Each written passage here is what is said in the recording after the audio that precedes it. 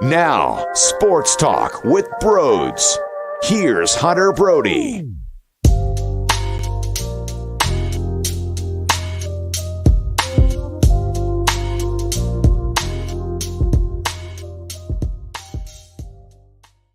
Oh, it's ugly.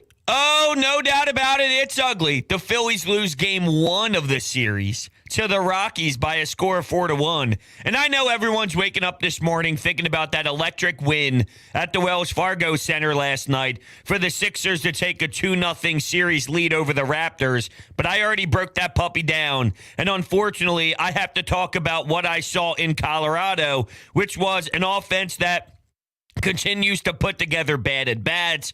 I'm watching Kyle Schwarber swing at pitches. That makes me look like, makes it look like when I was 6 playing Little League. I'm watching Castellanos dig into the dirt, looking at sliders, and then going back to the dugout with a look of confusion on his face because they look that bad. And Chad on the bump for Colorado, they're giving him way too much credit for his stuff. How many times do we say that? Well, the opposing pitcher had good stuff.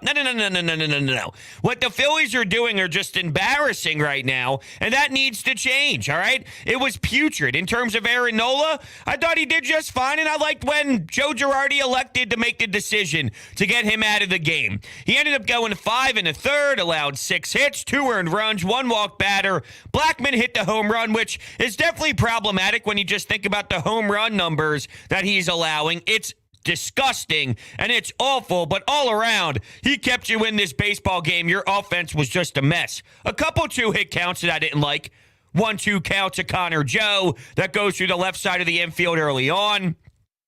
There was another one to right field with 2 strikes that gets blasted to the right field wall. So whenever there's 2 strikes, I'm scared, which is problematic that I'm scared when my pitcher, my number 2 pitcher of my staff, has 2 strikes. You would think that that would be a good thing, and you could benefit from that and put hitters away, but he just doesn't know how. Not that he's a reason why you lost this game, but I do like when Joe went to get him. That's sort of that bleeding time for Nola. Okay, I saw enough. Instead of it getting worse, now's the perfect time to get him out of the game. Fine. The problem is, here's Jose Alvarado, and his thought process was, how many balls can I get by JT Realmuto? How many balls can I get back to the backstop before they score a run? That seemed to be his message to the team because he was all over the map. Now, the typical standard broadcast thing to do at that point is to complain about JT Realmuto being on one knee. Shut up. Nobody ever mentions when the one knee works. It's only when the one knee seems to be a little bit more difficult. There's a reason why every catcher in baseball is utilizing the one knee. The reason why balls were getting by JT Realmuto is because Jose Alvarado has a problem hitting the spots. It's because Jose Alvarado is putting pitches in the dirt. It's because Jose Alvarado is a mess. That's the number one problem. Look, there's areas and there's times where one knee hurts you, but if you look at the pros and the cons, no one ever talks about when the one knee's beneficial. They only bitch and complain when the one knee ends up hurting them. Well, I mean, it's just like anything in life. There's always going to be flaws within what you're doing in any sort of course in life. But then there's positives as well. It's like driving a car. Well, I don't know if I want to drive a car because I could get into an accident. Well, what about all the positives when the car gets you to spot A to spot B? You know what I'm saying? There's always going to be calculated risks in everything you do in life.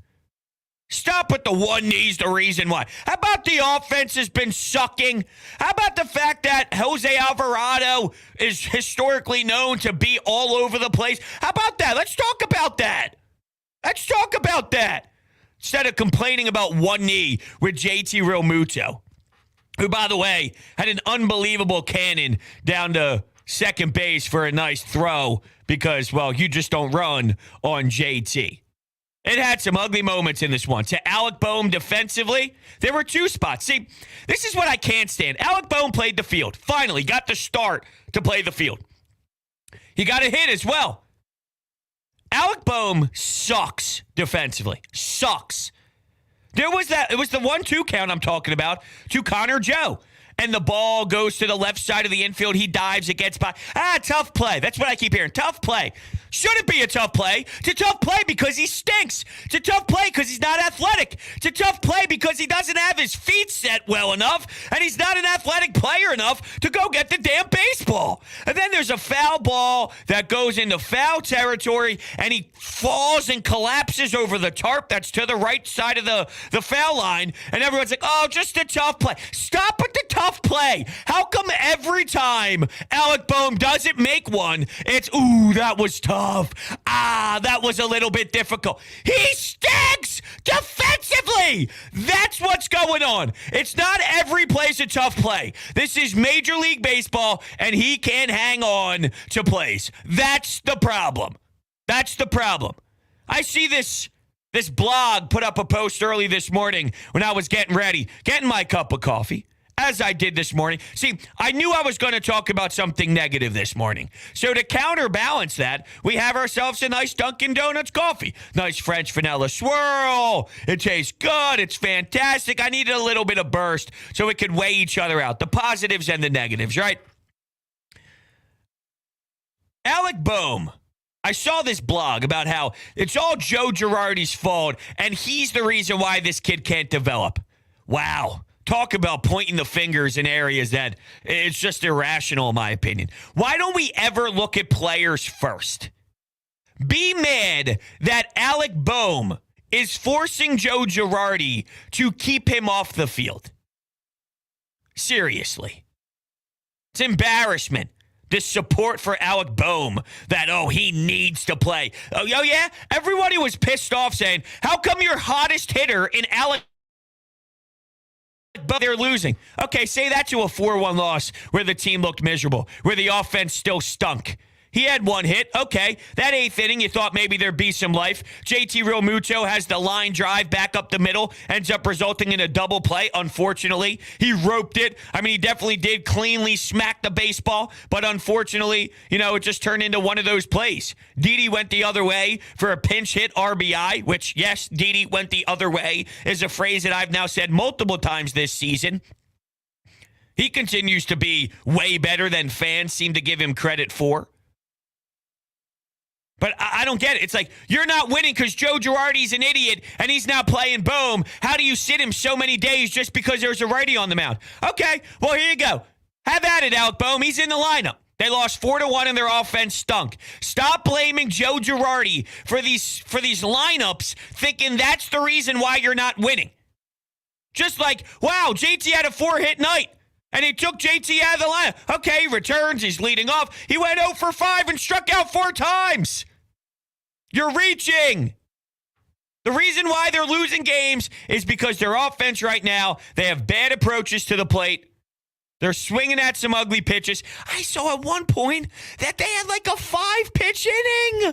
A 5-pitch inning. What are they doing? We talked about it all off season long. Grind at bats. Get into the bullpen. Make it difficult. Study them. Study these at bats and force them to throw so many pitches. Yet within a blink of an eye, it's 1, 2, 3, 1, 2, 3. And then it's all said and done and it's over. And now Aaron Nola's back on the mound. Did he even sit down? Did he even have a chance to grab a cup of water? Did he have a little bit of Gatorade? Or was it you take 3 steps in and then before you know it, you turn around and you're back on there on the mound again? Crazy, isn't it? So let's go. Get your head out of your ass.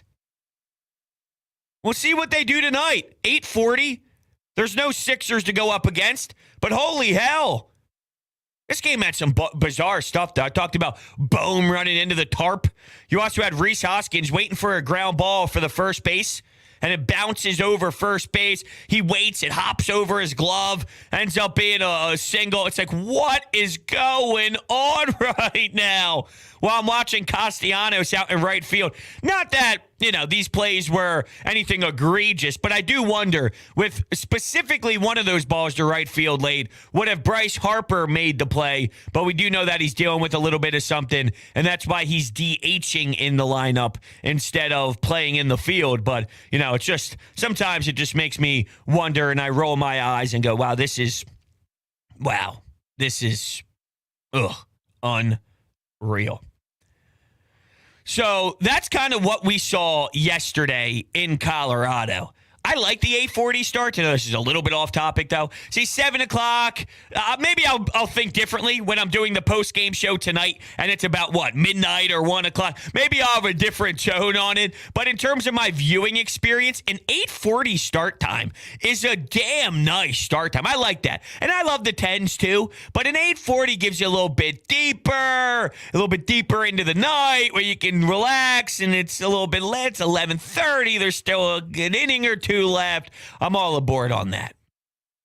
Mikey in the chat says, team just isn't clicking right now. They looked better last year thus far. Well, I mean, it's irrelevant what they looked like in the beginning of last year. In the beginning of last year, they swept the Braves. Where did they end up? They ended up not making the postseason, and we didn't see any playoff ball. So I'm not telling you I prefer being 4-7 after 11 games. I don't want to see 6 losses in a span of 7 games. I don't want to see this putrid play whatsoever. I prefer sweeping the Braves, but just in terms of referencing where they are now, Mikey, compared to where they were at the beginning of last season, it really doesn't matter, because at the end of the day, when we were talking about September baseball, while they actually brought us to the final series, which hasn't been the case for many years, the collapse started way before that, they didn't reach their goal. So it really doesn't matter to me. I'll throw the numbers out there once again. The Nationals were 21-31 after 52 games and won the World Series that year. The Braves, when they won the World Series, were 7-10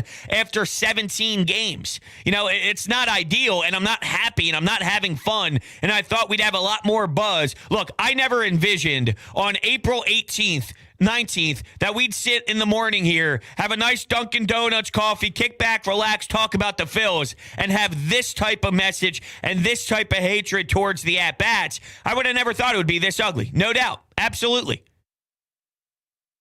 But that's why I keep going to, as ugly as it is, there's more here. And it's taking an uncomfortable amount of time to get to a point where I want to be. And I thought the excitement level would be a little bit more juiced up right about now. But this is it. And we got to keep battling. We got to keep fighting. We got to keep scratching. We got to keep doing everything. We don't give up. We don't say forget about it. Screw them. They suck. They're done. That's a fraud. That's what that is. That's a fraud fan. No, keep going, keep grinding. What happens when Wheeler gets that arm back to 97? Right now, you're sitting 95 at his peak. You're seeing 92, 93. What happens when he gets to 97? Now, with Aaron Nola, it's going to be a little bit of this, a little bit of that. Yesterday, I should say, was a fine start. It was a fine start. You're going to have your blow-ups, and you're going to have your really good starts. And you're going to have these type of starts, which is he did enough to keep you involved. Now, when Norwood comes in, things get a little bit uglier and whatnot. But at the end of the day, I know they threatened in the 8th inning, but when else was there a threat? I saw Bryce Harper single up the middle in the 1st inning, and then from there, we really saw nothing. So that was the bigger problem than any sort of pitching. And this is coming from someone who's not even, a big Aaron Nola supporter at this point. But, you look at yesterday, I saw things that relate to bigger issues, 2 strikeouts, home run. There was one where he got super lucky, and he left the pitch kind of hanging on that. It was a little bit more than on the inside part of the plate. It bled into more middle, but they roped it down the left field line, just foul, and then they eventually got out of the inning. But with someone in scoring position there, it could have been deadly, and Aaron Nola snuck away with one. But those are the type of details that's part of the Aaron Nola experience to this point. That's more looking at the finer tuning, which matters, by the way. I don't want to pretend like that doesn't matter. It absolutely does. But from a big window sample size of yesterday and his 5 1/3, I'll give him credit for keeping this team involved. He was the farthest thing from the problem, even though some of his bigger issues have peeked their head into that start.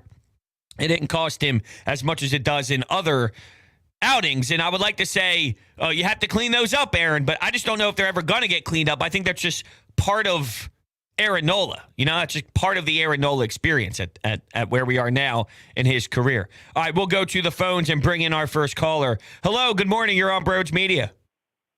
Hello, can you hear me? I can hear you. Hey, man. Hey, man. I'm currently in school right now, walking around the hallways just to talk to you. Love that. So I got out of class, but I wanted to just say something about Aaron Nola. Something we saw that I think was really, really good was his ability to handle adversity around him. When Alec Bohm dropped that foul ball, I remember thinking, here it comes. Here comes the home run. This is what always happens. And then he got the guy out to strike out after adversity. He really handled adversity well. With that Reese Hoskins kind of fumble on the bag, he was able to handle that really well as well. And he was able to get out of a lot of really poor situations. Yeah, I think that's fair. I think that, we've seen Aaron Nola kind of collapse at times and just kind of turn into a shell of him, turn into a shell and kind of have some bad situations. And you're absolutely right. I appreciate you sneaking out of class to talk to us today. And yeah, the problem is, and I don't want to hate on Aaron Nola, but this time he found a way to grind out of it. Majority of the times he doesn't. And you could say in a positive light, maybe this is him turning the page. And I don't think he's the most disastrous pitcher all around. Look, he had 4 strong strikeouts. I saw some really smooth, solid pitches where he had guys swinging and missing, and it was electric for sure. But that's not really the Aaron Nola problem, because we'll see him go 4 innings of good, but then when that time comes, it's uh-oh. And I think what happened was, and I said this before, when Joe Girardi let him stay in the game earlier this season, it was his first nod of the year. Yank him, you gotta yank him. You know it's gonna be a problem. Whoa. Let Joe figure it out. Let's see if Aaron Nola learned anything from last year, or are we going through the same Aaron Nola? Now, what you did was, instead of waiting for the collapse to happen and then yank Aaron Nola, Joe Girardi, right time, right place, elected to go get him before that moment that you just mentioned occurred. Now, there were still some minor chances for it to happen, an Alec Bohm miss, a Reese Hoskins problem, but I do also have to acknowledge that I think the manager got him out of there before the most common Aaron Nola type of hiccup happened. And for some reason, I guess no one's going to acknowledge that side of Aaron Nola. It's actually hysterical to me. I thought Joe handled Nola perfectly, yet on Twitter, I got the reaction of this. How come he didn't take Aaron Nola out before the home run? I would have seen that coming. So hold on a second. When the score was 0-0 and Aaron Nola had 4 Ks and he was looking well, and sure, some things here and there, a couple 2-strike count hits or whatever, but so before the homer, when the score was 0-0, you thought that would have been a great time to take him off the field. See, that's dumb. That's called being a hater, and then whatever happens, you're just going to scream about the alternative if that's the case.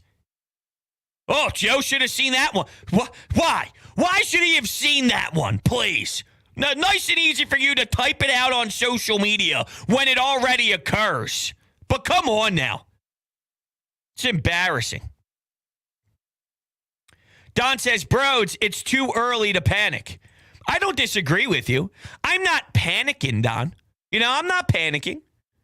I'm starting to get to the point where my frustration is boiling more. 3 games ago, it's, hey, breathe a little bit more. And I'm still preaching to breathe.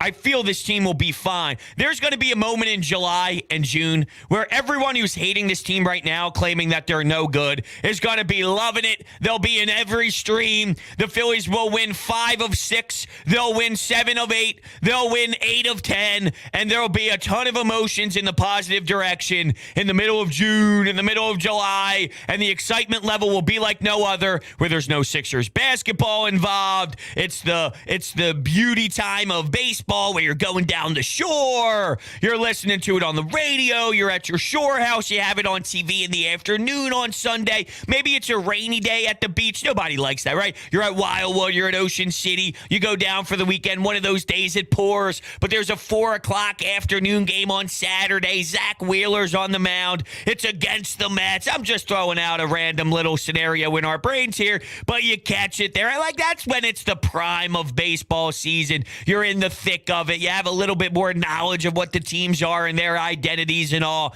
It's all going to turn around full circle for sure. I think at 4-7, though, with how ugly these approaches have been at the plate, it's like, why is it this bad, though? Why is it this bad?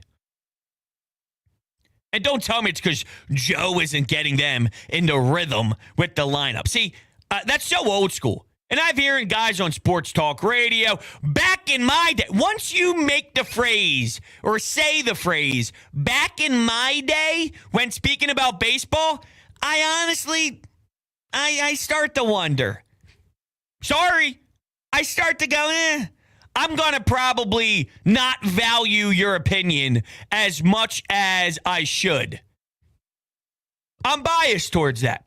Because you're caring about baseball when it was the 80s, when it was the 90s, when it was the early 2000s. It's not the game anymore. That's like saying, we actually still get these callers to this day that if the Sixers lose a regular season game and Embiid took 4 threes and then had a tougher day at the office, Embiid can't be out by the perimeter. Back in my day, shut up. Back in my day, shut up. It doesn't matter what happened back in your day with the center because the center in 2022 is not the center in the 90s, and it's not the center in the 2000s. Guys who watch baseball now and say, well, back in my day, doesn't matter about what happened back in your day. How is the game played now? That's what matters. What's the game like now? All right, they look at matchups differently. They look at lefty, lefty, righty, righty a little bit differently when making this lineup happen. There's a 3-batter rule when it comes to relief pitchers. That matters when making your lineup. There's a lot more to it. So come on, man. It's crazy. Look when they gave Suarez runs. He gave up the same amount of runs and hits in 5 innings as Nola, but was not highlighted as much due to the offense producing. Sure, I think that happens, no doubt. But I still would have pointed out the Aaron Nola. If they won 11-5, would I have pointed out 2 count issues? Would I have pointed out that that's another home run, which is a big flaw with the Aaron Nola that we're seeing? Yeah, I still would have. But you're right. As detailed, as much, probably not. No, winning cures a lot of things. And that's why, and this is somewhat cliche, but that's why you learn a lot more about players and teams in losses than you do wins. Because sometimes you get blinded by, well, they won the game and that's all that matters. They grinded once, so that's all that matters. And sometimes I fall into the trap, and sometimes I feel it's fair in the moment to look at it that way. If you win 8 games in a row, and that 9th game is, wow, they shouldn't have won. They did. They did a lot of things wrong, but they just won their 9th in a row. It somewhat bleeds into the winning streak, and then you kind of look at it more of this team's special. It doesn't matter if they're down 5 runs. It doesn't matter if they have 7 bad innings. They only need 2 good ones. It doesn't matter if it's the 9th inning, 2 outs. That's the power of this lineup, and that's how lethal it can be. I mean, there's times where that happens, but in a loss, yes, we are going to criticize a little bit differently on what occurred, and that's kind of where we're at after this one. So, I don't need to keep anyone too long today after that 4-1 loss. We'll kind of wrap things up here. They play again today, this night, 2 nights, and we'll break things down after tonight's game as well. Yesterday was a little tough because we had to react to the Sixers. By the time I was finished with that live stream, it was past midnight. I figured I'd wake up in the morning and do this one right now instead of forcing it late last night. So be on the lookout tonight for whatever happens in Colorado. Hopefully the Phillies can tie this series up 1-1. I want to thank everybody so much for listening to today's show. If you are new to the channel, hit that subscribe button. Hit that thumbs up button as well. I greatly appreciate it. If you're looking to buy tickets, SeatGeek promo code BROADS gets you $20 off of your purchase. Baseball fans out there, get yourself to a game. Weather super nice. $20 off. Eliminates the fees. It gets you free parking, basically, or some beer when you get to the ballpark. It's a no-brainer. Promo code BROADS, SeatGeeks, check out. And then lastly, on social media, @Broads Media, Twitter, Instagram, TikTok. Check that out as well. Thank you guys so much, and I'll catch you